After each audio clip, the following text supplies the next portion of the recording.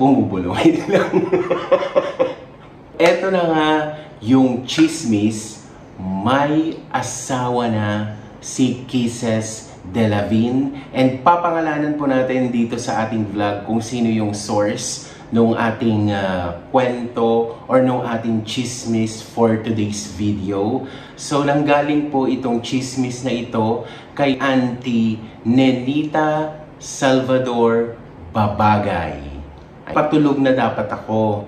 So habang nag-scroll ako sa Facebook, for some reason, merong Kisses page na nagpakita sa feed ko na parang hinahanap niya si Kisses, namimiss na nila. Curious ako kasi matagal naman na talagang wala si Kisses, no? Nakakamiss din naman, sa totoo lang.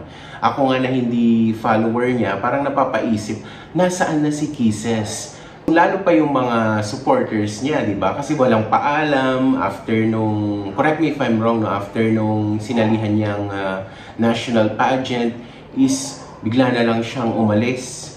Tapos, walang post sa kanyang mga social media, walang explanation sa kanyang mga fans. Naiintindihan ko rin naman yung mga supporters ni Kisses na hanggang ngayon ay naghahanap pa rin ng kasagutan sa mga tanong nila. Maaaring ito na nga yung pinakahihintay nilang sagot sa kanilang mga tanong na binigay ni Auntie Nenita Salvador Babagay. So, nag-comment si Nenita. Sabi niya, pinipilit niya pa kasi lumabas, gusto na nga niya tahimik. May asawa na yan, kaya hindi na yan nagpaparamdam. Baka masira pa relasyon nila.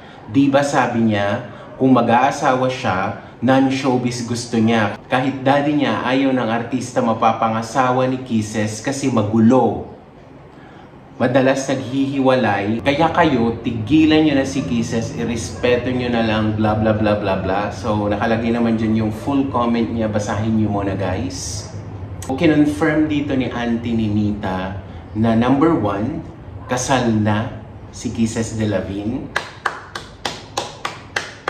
Congratulations, Kisses. And number 2, na ang napangasawa niya ay non-showbiz. Pero hindi tayo sure kung saan nanggaling itong si Nenita Salvador Babagay, kung saan nanggaling itong chismis niya na ito. So, ano ba siya? Imbitado ba siya nung kasal ni Kisses? Again, nabasa ko lang ito, guys, and sinishare ko lang sa inyo na baka nagtatanong din kung nasaan na si Kisses. So, according to Auntie Nenita Salvador Babagay, kasal na siya at ang napangasawa niya ay non-showbiz. Ayan, so kung meron pa kayong tanong tungkol sa detalye ng kasal, gusto nyong humingi ng wedding picture, gusto kayong may clarify, i-message nyo na lang si Auntie Nenita Salvador Babagay dahil siya naman ang source ng ating chismis for today. So, yun lang. Bye-bye!